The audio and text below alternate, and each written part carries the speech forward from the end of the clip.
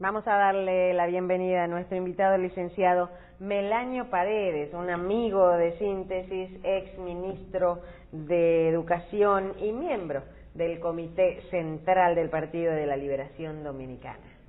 En ese orden. Sí. Así es. Sí. Buenos días, Marcela, Dari, Michelle, Andrés, y naturalmente buenos días a los amigos televidentes. Tenía unos días que nos había dejado votado a nosotros, ¿verdad, profesor? Ustedes se olvidan de uno. ¿Cómo? Eso es Andrés. Es miembro del Comité Central porque Dios es grande. ¿Por qué? No, porque debe ser miembro del Comité Político. Claro que sí, tiene la calidad. Hace rato. Claro, necesitan un técnico. ¿Y los años? Un técnico del nivel ahí en términos de educación. Marcela, deja los años tranquilos. Melanio, Digo, los años en el partido, muy profesor. bien. Melanio recorre todo, mira. Maestro, para comenzar. Tú decías ayer la palabra maestro, ¿no? El mejor título del Maestro mundo. primero, después profesor, después economista,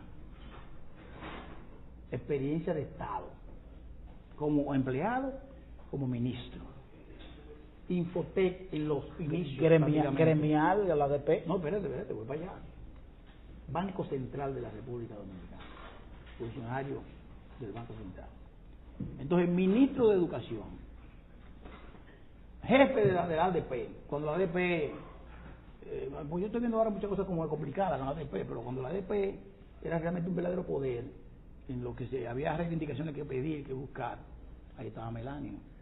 Melanio, precisamente por todo eso, y muchas cosas más que se me quedan, además que somos amigos, caminantes, ya no podemos caminar porque esta hora que me caminaba, ya coincide. Melanio, mira, el país está viviendo por una situación difícil en muchas áreas. Y una de ellas, evidentemente, que es el tema de la educación pública. Sin embargo, decimos que hay problemas, pero el sector privado de la educación se está quejando porque quiere que le den participación en el 4% o que no le lleven los profesores de ellos, que ellos le pagan menos, para que vayan al sector público a dar clase, al sector básico.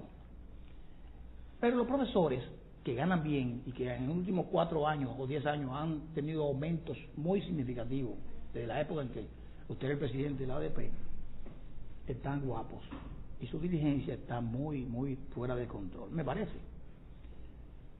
Y vemos que hay un problema en que hay diálogo y después no hay diálogo, hay exigencias de cada lado y usted ha hecho una propuesta formal con la calidad que tiene como ex ministro y como ex presidente de la ADP, diciendo, señores, esta discusión hay que llevarla a otro estamento.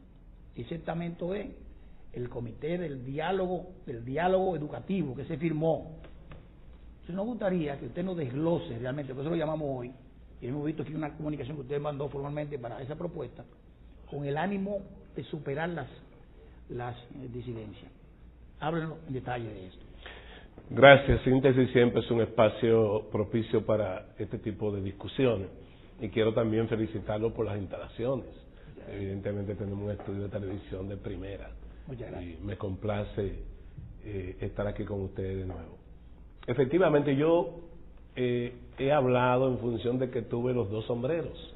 O sea, yo tuve el sombrero de la dirigencia del sindicato durante los años 80 y parte de los 90, y precisamente durante la gestión de Celio Guerrero y de la licenciada Ibelice Prat Ramírez al frente del ministerio, Secretaría de Educación en ese entonces, fue que la ADP logró que se le aprobara el descuento por vía administrativa. Lo que hizo que un sindicato que se fraguó en las calles, en la lucha, en su unidad, obtuviera un valor agregado, porque eso le daba la posibilidad de administrar recursos, y muchos recursos, porque siendo el sector magisterial un sector tan numeroso, un descuento por vía administrativa automáticamente se traduce en millones y millones de pesos. Y lo hicimos consciente de lo que en ese momento representaba, pero al mismo tiempo también haciendo ver, y lo hice desde también la dirección del sindicato que obtuve en los años 96, 97, de que toda mejoría en las condiciones sociales, salariales del magisterio tenía que estar en correspondencia con su entrega, su desempeño en favor de un derecho fundamental de los niños y niñas, de los estudiantes, que es el derecho a la educación.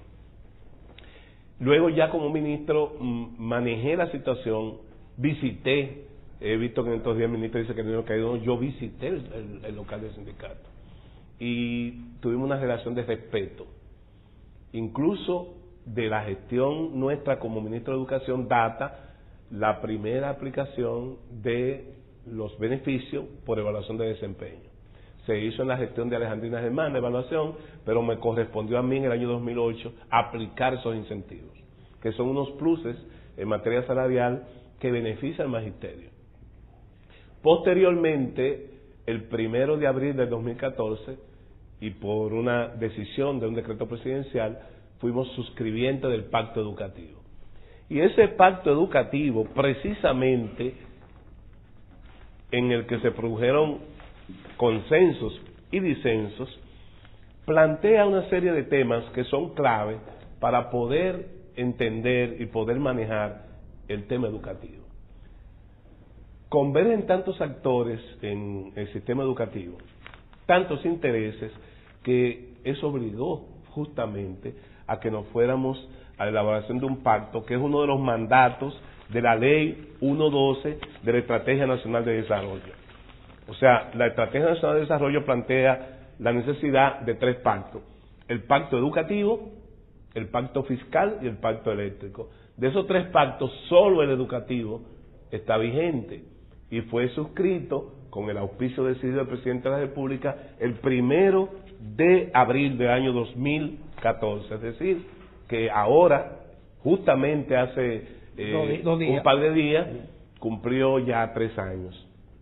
Tiene un horizonte de 16 años, está planteado hasta el 2030, de manera que pudiera abarcar 4 administraciones al menos que aseguraran políticas de estados, que las políticas o iniciativas en materia educativa fueran políticas con continuidad en el tiempo. No hay otra forma de mejorar la educación dominicana si estas políticas no son legitimadas en el sentido de que está apoyada por los sectores que intervienen en el proceso y al mismo tiempo tienen continuidad en el tiempo, que ha sido el talón de Aquiles en muchos años.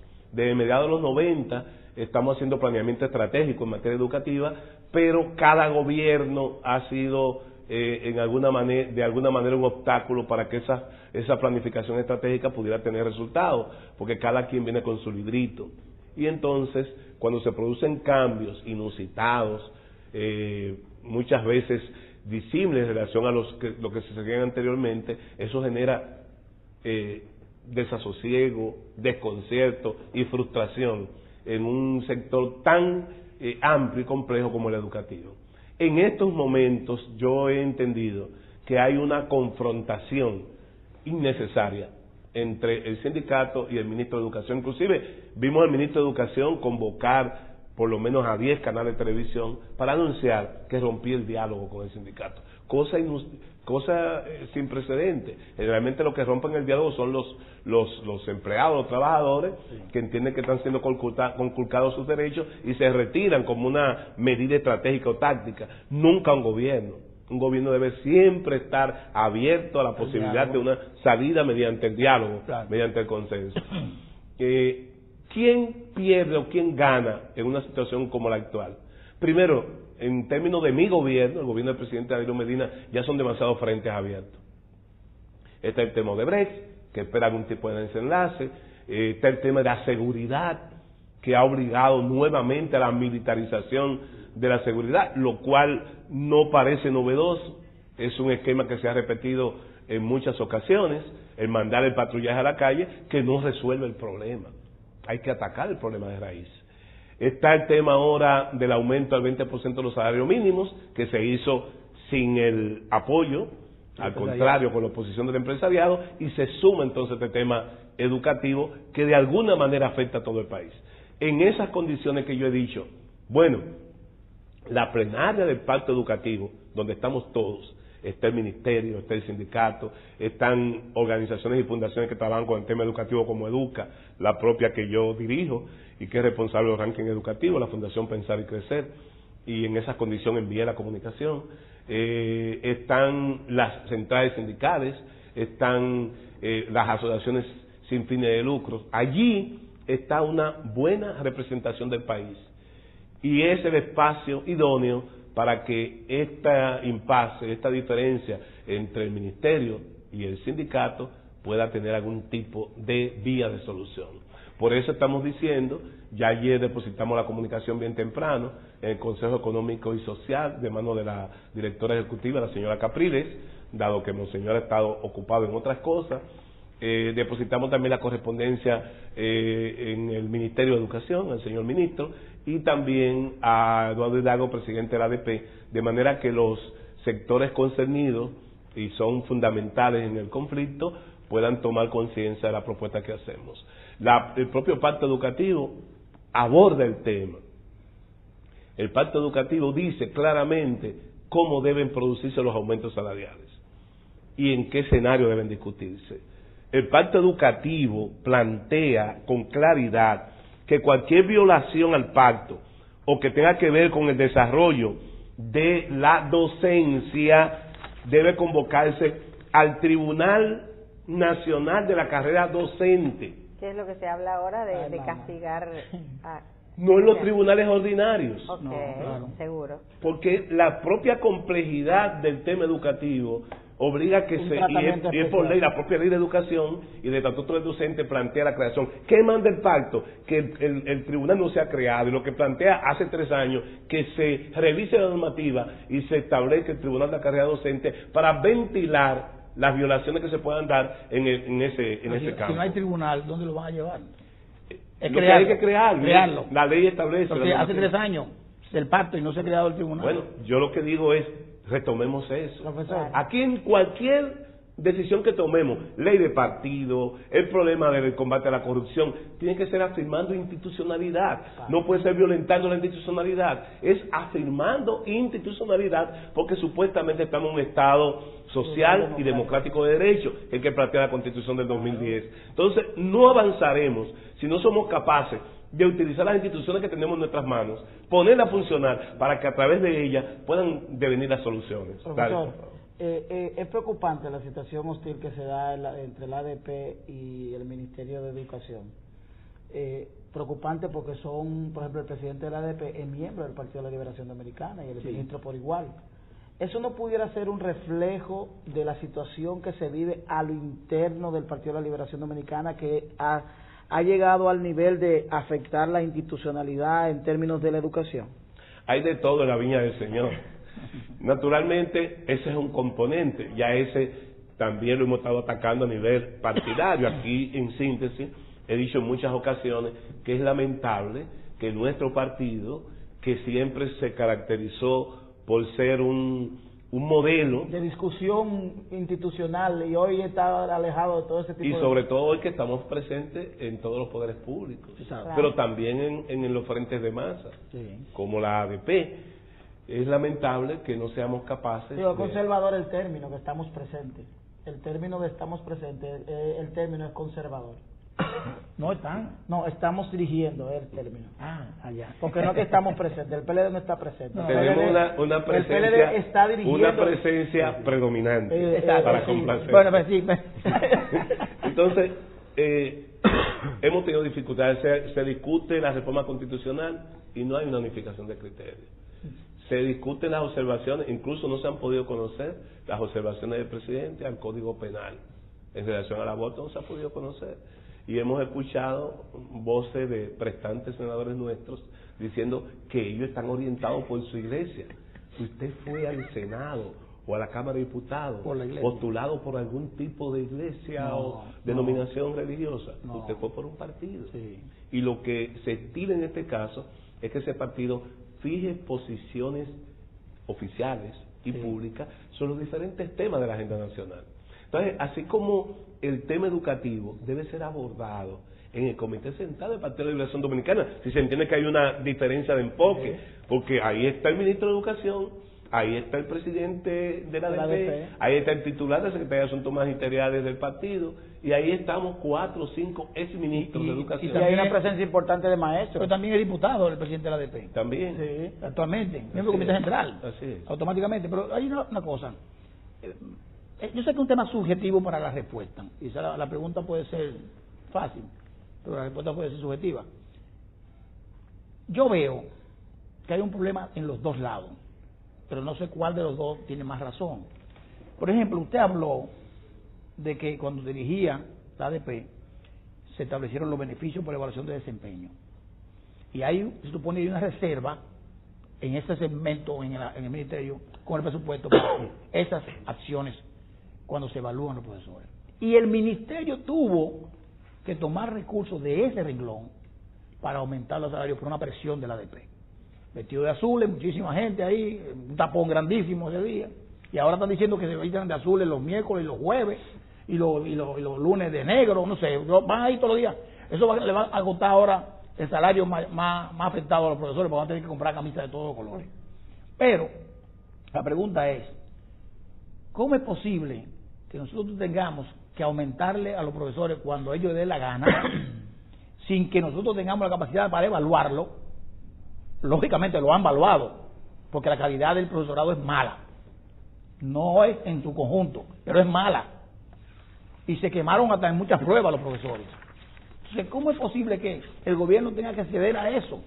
Porque lógicamente el ministro cedió primero. Y después, entonces, porque se paró. Ahora, cuando él se para, la gente de la ADP se arrodilla y dice, mire, por favor, vamos a seguir, venga, porque algo habrá que hacer. Si Melanio fuera de nuevo el ministro de Educación, y ahí viene la pregunta subjetiva, que la respuesta creo que es menos subjetiva, ¿qué debería hacer? Es un tema de elemental planeamiento. El presupuesto del Ministerio de Educación se discute previamente en el Consejo Nacional de Educación. Y la ADP es miembro de ese consejo. En agosto, en julio, en septiembre, cuando se conozca el presupuesto de educación, simplemente se pone sobre la mesa qué se contempla para el año siguiente. El pacto dice, las mejoras salariales en el magisterio, y lo cita en la carta, tienen que ser una combinación de el salario base y los incentivos. Y debe estar vinculado al desempeño de los docentes. Exacto. Como garantía de un servicio educativo de calidad a los niños, niñas y adolescentes. ¿No ¿Está claro? ¿No será que cada vez que los profesores ven que en un año sube de 117.000 a 125.000 el presupuesto, quieren que ese dinero vaya también al bolsillo? Peor, Michelle, que se pensaban que con el 4% habíamos llegado. No habíamos llegado con el 4%. México tiene casi un 7% del PIB invertido en educación. Y está en el piso, casi un 6.8% tiene México. Y muchos otros países de Centroamérica están por encima del 4% y están muy mal.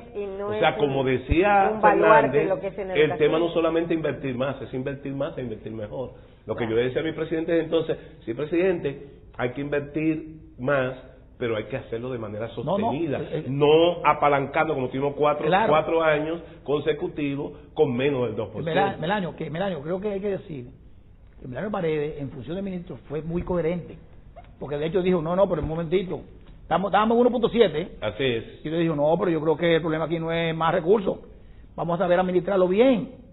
Y eso que hay, nosotros decíamos en el comentario, nosotros no estábamos de acuerdo con el 4%. Era un asunto difícil de que la gente entendiera eso.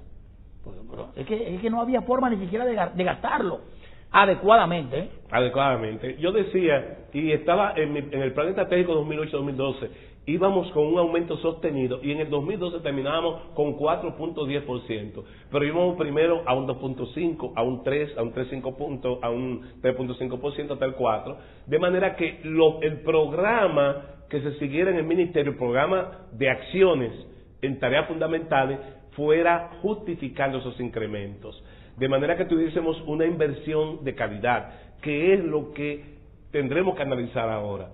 Pero los que pensaron que llegamos con el 4% entendían que estaba bollante el ministerio. Ahí hay problemas con el pago a los suplidores, lo han visto ustedes.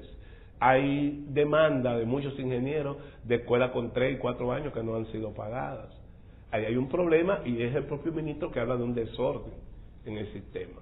Entonces yo pienso que es importante. Sí, pero él atribuyó el desorden al problema de la nómina. Sí, pero también ha dicho que hay unos mecanismos que no permiten la debida transparencia, que no se ponen al día los cambios que se dan en determinados centros con lo que debe ser una guía para el gasto, la nómina del Ministerio de Educación con más de 100.000 servidores y la inversión que se tiene que hacer en infraestructura y en otras áreas conectadas. Ya hay 100.000 personas en la nómina de educación. ¿Ah? Ya hay 100.000 con los profesores. Claro, no, casi de maestros son 90.000 y hay, digamos, unos 40.000 en el orden administrativo. Profesor, ¿usted está de acuerdo con la tanda extendida? Mira, yo lo entendí en un momento en que precisamente no había un plan para poder utilizar los recursos adecuadamente del 4%, como un plan del presidente Medina inteligente para tener esa disponibilidad en los años siguientes, digamos, se aprobó en el 2013 el primer presupuesto, poder invertir fundamentalmente en un activo tan costoso como la infraestructura y que tenemos déficits históricos. Sin embargo, lo que hemos visto hasta ahora es que efectivamente no solo la inversión en términos de infraestructura es fundamental para mejorar la calidad del servicio educativo. O sea, hay que invertir simultáneamente en otras áreas. Y capacitación, lo que se está haciendo en este momento a nivel de capacitación. Los programas de capacitación son los mismos que años anteriores. Nosotros aprobamos, recuerdo que dejamos con el Ministerio de Educación Superior, Ciencia y Tecnología unos perfiles de competencia para nuevas modalidades de formación de los docentes, que formábamos a los docentes de cara al siglo XXI, no de cara al siglo XIX o el XX, como se han estado formando. Y esos perfiles iban a definir nuevos programas de formación en las universidades. Recién en febrero, y estamos hablando del 2010, recién en febrero se presentaron al MESI los primeros programas actualizados de formación de maestros en base a su perfil de competencia que definimos. Entonces, el problema es planificación, insisto. El problema es cómo utilizamos esos recursos adecuadamente para que impacten lo que ocurre en el aula. Y eso no ha estado aconteciendo. Y la parte que tiene que ver con el programa de docencia, con la calidad de educación que se imparte. Se ha revisado lo que es el currículo de las asignaturas, y ahí, lo que van a hacer en la tarde, porque estamos en República Digital. Y ahí termino contestando tu pregunta sobre la jornada extendida. En Finlandia, los muchachos tienen un solo periodo de clase. Y Finlandia es líder en materia del desempeño educativo en todas las pruebas internacionales que se aplican. Necesariamente lo que dicen los estudios de PISA, que es la prueba internacional para estudiantes, es que la duración de la jornada no necesariamente impacta calidad. Claro. Tú hablas de la República Digital. Bueno, acaba de venir al país Axel Rivas, que publicó un libro que se llama América Latina después de PISA, y lo trajo Educa ahora a un seminario, y él señalaba que varios estudios de la propia OECD, que es el grupo de los ricos, solamente Chile y México forman parte de ese grupo de países, sobre todo nórdicos, los estudios dicen que el tema de la tecnología no impacta necesariamente la calidad de la educación. ¿Usted vio Pero la educación en Finlandia es totalmente con los presos diferente que hay en Finlandia con relación a la prueba? Sí. Sí, hay muchos bemoles sobre el particular. 90 presos, sí. 90 y pico de presos. No es injusta la comparación de comparar a República Dominicana con... Por eso es que hay asimetría. Sí, hay asimetría, pero pero estoy hablando de estudios que se han hecho no solamente para Finlandia, se han hecho en otros países. Oye, pasó de Brecht, pero por los exámenes en Finlandia. Los estudiantes se combinaron durante años, salió ayer en el periódico, durante años, y daban una pequeña cuota de no obligatoria, iban guardándolo y se le daba a los supervisores de la prueba de PISA. Bueno, sí, hay muchos cuestionamientos. Ahora, fíjate eso, para hablar sobre el tema de que hay asimetría. En Finlandia, a pesar de ser primer lugar junto con Singapur y otras provincias chinas en los resultados de esas pruebas, sin embargo, en Finlandia, hace 2 años, cambiaron el modelo educativo y ya no se enseñan asignaturas. El planteo del Melanio Paredes con los textos integrados. No se enseñan asignaturas, se enseñan grandes temáticas. El tema migración, te llevan a 6 profesores de diferentes disciplinas a analizar en el aula el tema migratorio. Claro. El tema del cambio climático y los ríos. Te llevan a profesores del área de geografía, de historia, de lengua, para analizar el fenómeno del cambio climático y los ríos. Y el conocimiento se aborda de manera holística. Sí, en total. el propio Finlandia, por eso Ni siquiera no hay utilizan panacea pupitres, en términos utilizan modelo educativo. mesas. Es un tema de ensayo-error. Y naturalmente lo que nosotros lamentamos es que en nuestro país no se siga un planeamiento. Hay buenos planeamientos, hay buenos diagnósticos, pero vivimos inventando, vivimos improvisando. Hoy debo decir que si se mantiene la confrontación entre el ministerio y el sindicato, perderá el sindicato. Si ellos recurrieron a la Suprema Corte de Justicia. Si hubiera una sentencia del Tribunal Constitucional, al Tribunal Constitucional, eso dejaría en apuros al sindicato. Pero el gobierno tendría que cargar también con el baldón de destruir una institución tan importante y poderosa como ha sido la ADP. Necesaria. ¿Ah? Necesaria. Innecesaria. Naturalmente, por los contrapesos en democracia Exacto, siempre son exacto. importantes. Pero al mismo tiempo pierden los niños y niñas que están perdiendo clases. ¿Cómo es posible que vayamos a participar en las pruebas PISA el próximo año? Cada 3 años se aplicó en el 15, Sí. a principios del 18 deben aplicarse, con la pérdida de docencia que hemos tenido este año. Cuando México participó por primera vez en la prueba PISA, tuvo 3 años, primero las escuelas seleccionadas, trabajando enfocado con las escuelas que iban a hacer sujetos de prueba, con los profesores, adiestrándolo y entrenándolo para que hicieran un mejor trabajo, y con los propios alumnos tomando pruebas pilotos para que enfrentaran las pruebas. Y al final se declaró desastre nacional porque se quemaron los estudiantes de 15 años de México en prueba PISA. Aquí vamos a esas pruebas sin ningún tipo de preparación, Exacto. sin ningún tipo de entrenamiento, y peor aún, en este momento, con pérdida de dosis. No, ellos llegan quemados.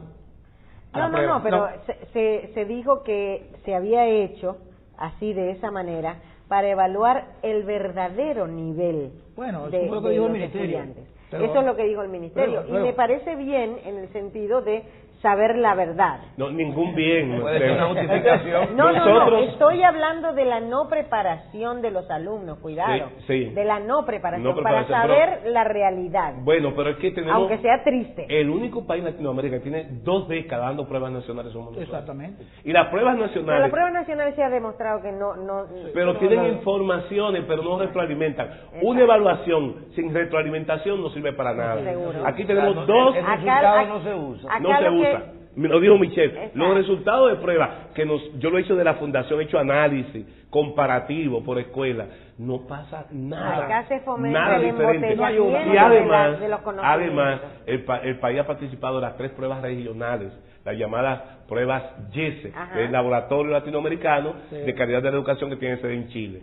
Participamos en el 2000, en el 2006, los resultados los recibimos en el 2008 y en el 2013. Ahí hay suficiente información para saber cómo estamos. Pero nos pusimos de comparones, ahora nos fuimos al nivel superior de los ricos, de la OECD, para quedar en la cola. En ridículo. Y si tomamos la prueba el próximo año, vamos a quedar Peor. detrás de la cola, Sí. en la cola de la cola. Ok, pero Entonces no vamos- tiene sentido. Mira. Vayamos a lo que hemos planteado como medidas y políticas que hay que darle continuidad en el tiempo y esperemos esos resultados, porque en educación tú no ves los resultados en el corto plazo, No. lo veremos Y en el usted dijo mediano la palabra y largo clave, plazo. continuidad.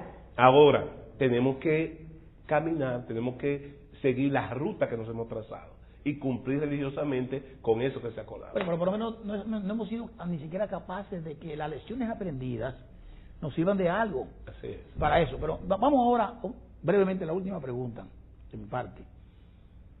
Al político. Usted es miembro del Comité Central, una persona muy crítica a lo interno del PLD. Eso es bueno, pero hay pocos. El Comité Central no se reúne y lo han convocado y lo han desconvocado muchísimas veces. Y vemos que usted encabeza una estructura que se llama Más Democracia. Nosotros aquí estamos hablando del problema de Venezuela, que es un problema de no democracia, y estamos hablando de aquí, de que no hay democracia a lo interno del PLD. Eso es lo que parece, ¿entiende? Me gustaría que usted dijera aquí, ¿por qué se embarca en Más Democracia y qué es lo que está pasando con la dirigencia que no convoca al Comité Central para ver todos estos temas circundantes al gobierno, que de una forma u otra lo ponen en desventaja o lo tambalean de una manera u otra frente hasta la posición, aunque es sumamente débil la misma. Hay un libro que se convirtió en un bestseller hace un par de años que reza ¿Por qué fracasan los países? Y tanto ese libro de Seymour y Robinson como otros bestsellers que hemos tenido últimamente reafirman que el tema de la dificultad en países como República Dominicana es las instituciones, es la ruptura de la institucionalidad. Y justamente eso está ocurriendo con mi partido. O sea, el partido en otrora su funcionamiento, las reuniones de sus organismos eran como un reloj suizo. El último de esa instancia que estaba cumpliendo con eso del comité político, ya ni siquiera el comité político se reúne con la frecuencia que establece el estatuto. Naturalmente que, como dijimos anteriormente, como el PLD tiene una posición predominante en los poderes públicos, los errores o aciertos que comete el PLD se va a reflejar en el Estado y en el resto de la sociedad. Por eso nosotros hemos dicho, aquí tenemos 2 décadas esperando la aprobación de una ley de partido y una ley electoral. La Constitución del 2010 mandó a que se elaboraran 3 instrumentos que cambiaban el ordenamiento del sistema político de la República Dominicana. El sistema, la ley del Tribunal Superior Electoral, que quitaba la soberanía a la dirección de los partidos y los conflictos se dirimen en ese nivel, en esa instancia, como tribunal ya sin apelación. La elaboración de una ley electoral o de garantías electorales, que era para 2 años, en el 2010, en el 2012 debe estar aprobada, y no se ha aprobado, y la ley de partidos.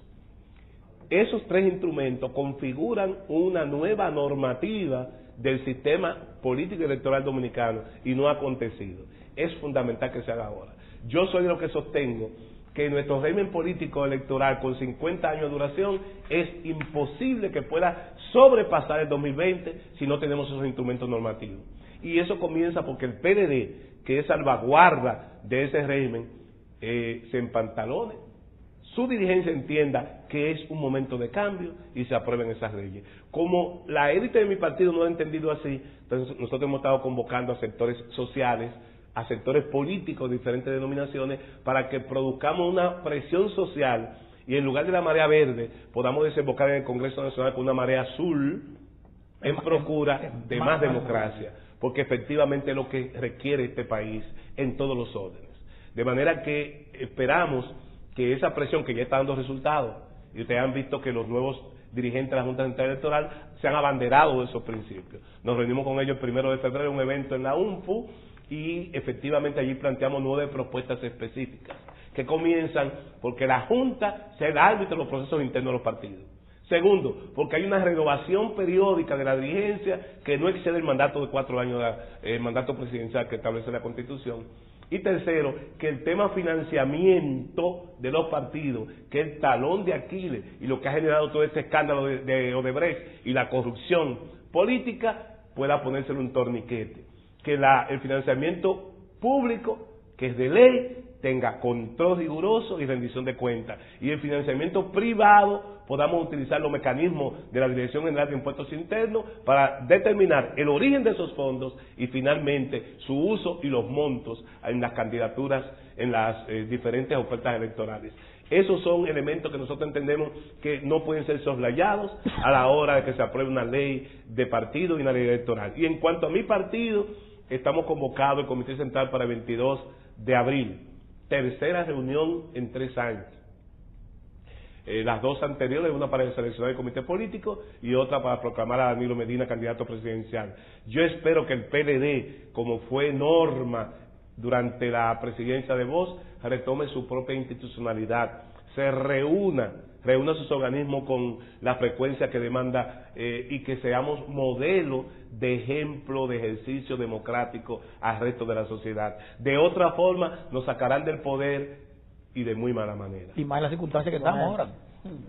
Más en las circunstancias que estamos. Agradecemos al licenciado Melanio Paredes, exministro de Educación, miembro del Comité Central del Partido de la Liberación Dominicana y profesor amigo de Síntesis, ¿verdad? Muchísimas gracias, profesor, por estar con nosotros. Vamos a una pausa y regresamos inmediatamente con Síntesis Municipal.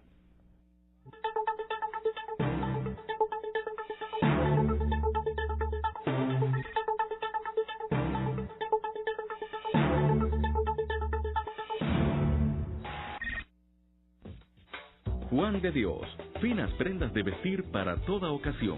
Les ofrecemos las más finas y modernas chacabanas y trajes para toda la familia, así como nuestros servicios de confecciones a la medida. Visítenos en nuestras tiendas en la Avenida Luperón, sector Los Restauradores, Santo Domingo. En la Plaza El Paseo de Santiago de los Caballeros, vea parte de nuestros diseños en la página web www.juandediosrd.com. Teléfono 809-537-0502. Juan de Dios, finas chacabanas para toda la familia.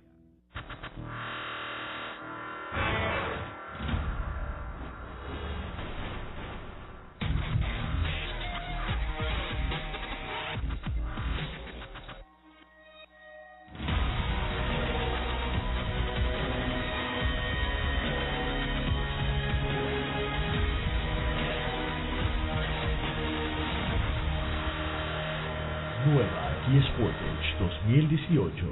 Distribuye Grupo Viamar. Lo que vivimos de sembrar y cosechar, sabemos que cuando menos lo pensamos, llegan los tornados, inundaciones o sequías. Pero, hombre precavido, vale por dos.